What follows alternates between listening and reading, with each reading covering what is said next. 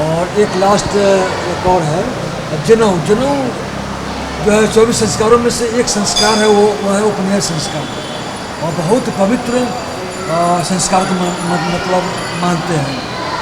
लेकिन दुर्भाग्य ये कि अभी के जो मनुष्य जनेऊ तो कर लेते हैं बच्चे को, लेकिन इसका उल्टा कर्म करते हैं। क्यों करते हैं? कहते हैं कि ब्रह्मचारी रहना है, पवित्र रहना है, झूठ नहीं बोलना है, कलबल छल नहीं करना है, बुराई नहीं करना है, चोरी नहीं करना है। जनेऊ की धागा का जो प्रमाण है वो दिखाता है कि आप ये सबसे दूर हैं, मतलब कि कल बल छल विषय विकारों से दूर हैं, ब्रह्मचारी से पवित्र हैं। लेकिन यहाँ तो उल्टा हो रहा है। क्या कहना चाहिए? पहले मैं यज्ञोपवीत के बारे में बताऊँ।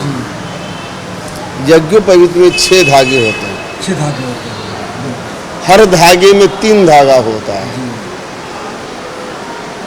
हर धागे में 3 धागा होता है, और उस 3 धागे में 3 धागा होता है, मतलब एक धागे में 9 धागा होता है। पहले तो ये जानना, ये होता है जनेऊ। कभी आप ध्यान देंगे, खोलेंगे उसका तात्पर्य ऐसे करके तो आपको मिलेगा। ये पहले के जन्म में था, अभी के जन्म में नहीं मिल रहा है। अभी भी जो पुराने जनेऊ चलांचल का हो या बनारस का हो, उसमें मिलते हैं, वो मिलता है, उसी ढंग से बनता है। नहीं तो यज्ञोपवीत हमारे संस्कार में सबसे महत्वपूर्ण संस्कार है। और एक चीज मैं और बता दूं, यज्ञोपवीत हर वह व्यक्ति धारण कर सकता है जो उसका नियम का पालन करे। हमारे यहाँ ये नहीं सिर्फ ब्राह्मण ही, भूमिहार ही, ये क्या नाम है, क्षत्रिय ही या वैसे ही, या नहीं, जितने भी जाति के लोग हैं वह जनेऊ को धारण कर सकते हैं, बशर्ते आप उसके नियम का पालन करें। लेकिन कहाँ कर रहे हैं? देखिए उल्टा हो रहा है। अब तो जो जनेऊ जिनका हो गया, जनेऊ खोल के घर पे रख देते हैं। तो ये तो संस्कार उनके परिवार से उनको मिलना चाहिए। पहनते भी हैं, फिर भी तो वही काम करते हैं जो नहीं करना चाहिए था। देखिए कलयुग का तो प्रभाव कुछ तो पड़ेगा ही पड़ेगा। लेकिन हम जो आप पथभ्रष्ट हो रहे हैं, लाखों रुपए खर्च कर रहे हैं, आप पथभ्रष्ट हो रहे हैं। तो पथभ्रष्ट हो रहे हैं तो ये कलयुग का एक प्रभाव भी है। एक मान के चलना होगा, एक कलयुग का प्रभाव भी है। हम लोग सतयुग द्वापर और त्रेता में नहीं है, कलयुग का प्रभाव है। लेकिन अगर आप यज्ञोपवीत धारण करते हैं तो आप बहुत से बीमारियों से बचते हैं। बिल्कुल बिल्कुल। क्योंकि जो हमारा यज्ञोपवीत जो है पूर्णतः विज्ञान पर आधारित है। बिल्कुल बिल्कुल बिल्कुल। पूर्णतः विज्ञान पर आधारित। आज भी विज्ञान कहता है कि खड़े होकर पेशाब नहीं करनी चाहिए, बिल्कुल नहीं करनी चाहिए, खड़े होकर पानी नहीं पीनी चाहिए, खाते समय बोलना नहीं चाहिए, बिल्कुल सही है, खाली माथे जनेऊ में पूजा नहीं करना चाहिए। और तो और यज्ञोपवीत जो हम धारण करते हैं, जब हम लघुशंका जाते हैं या दीर्घशंका जाते हैं तो गलत तरीके से बांधते हैं। उसका ये नियम है कि आप इस कान से बांध करते हुए इस कान पर आए नहीं, और तब आप दीर्घशंका जाएं, एक कान पर पूरा चढ़ा के आप लघुशंका जाएं तो लकवे का हवा प्रवेश नहीं करता है। क्योंकि लकवे का हवा जब भी प्रवेश करता है तो दाहिने कान के नस ये दाहिने कान के नस को वो दबाता है, इस कारण लोग करता है। लेकिन कुछ लोग ऐसे सीधे चढ़ा लिए और चले गए, तो कहते जनेऊ पहने हुआ था, कान में लकवा मारते नहीं। तो आप उसके नियम का पालन, डॉक्टर ने बताया कि आपको 3 टाइम दवा खाना है, तो 3 टाइम होता है, एक बार 3 टाइम का दवा खा लिए। ऐसा नहीं होता है, वो 8-8 घंटे पर दवा बताता है, तो 8-8 घंटे पर आपको दवा खाना होगा।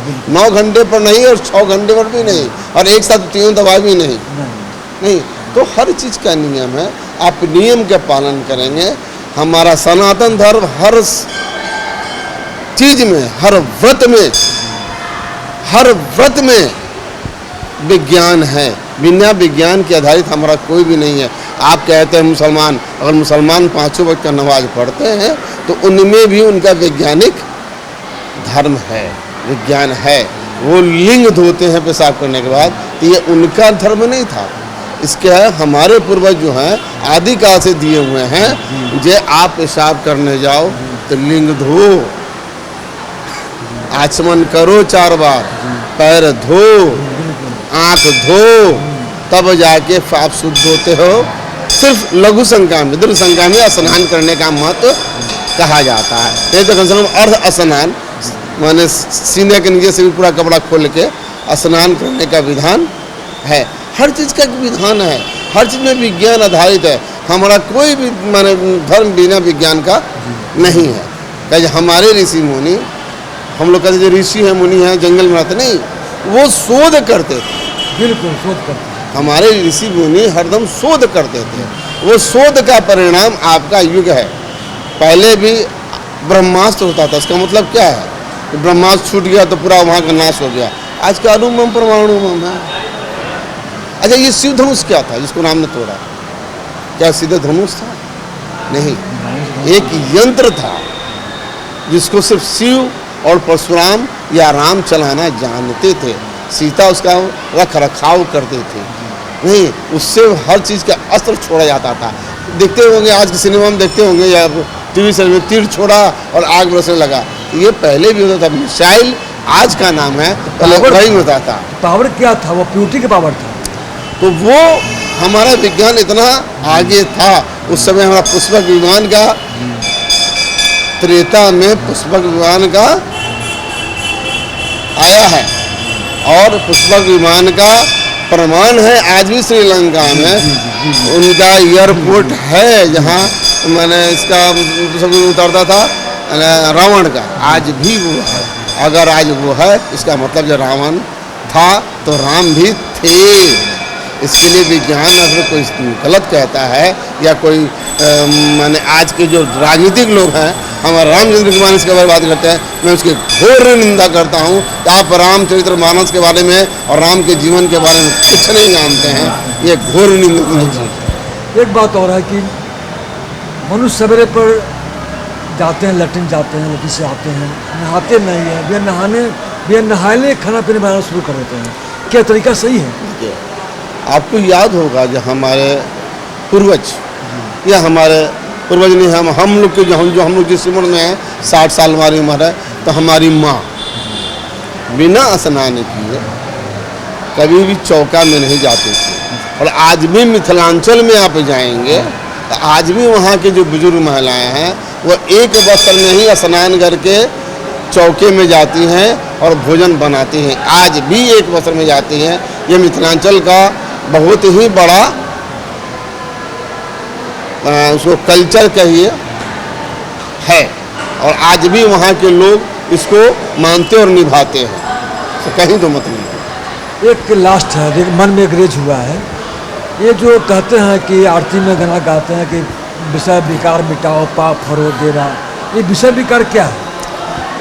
आपके अंदर जो विषय है, जो विकार है, उसको खत्म करने के लिए भगवान से कहते हैं, भगवान मेरे मन में जो पाप उठ रही है, अभी आपके मंदिर में हैं और घर कहीं दिमाग कहीं और है, हम मंदिर में हैं, हमारी नज़र कहीं और उठ रही है। इसको भी कह सकते हैं कि काम को, लोभ अहंकार को विषय और विकार। विषय का मतलब सोचना और विकार का मतलब आप देख रहे हैं गलत चीज़ से, उसको खत्म करो। उसके विषय विकार में रहो। पाप हमने जो आपके शरण में या आपके शरण से बाहर जो किसी का दिल दुखाया हो, किसी कोई ऐसा सामाजिक कार्य किया हो जो समाज को ग्राह्य नहीं है, उसको अंग्रेजी में कहीं एक्सेप्ट नहीं है, तो वो पाप है। जो हमारा समाज उसको गलत मानता है वो पाप है। जो मेरा संविधान, जो हमारे भारतीय संविधान में जो धाराएं बनाई गई हैं वो गलत, उसके विरुद्ध हम करते तो वो पाप है। ठीक है सर, इसके लिए मैं बहुत बहुत धन्यवाद। धन्यवाद।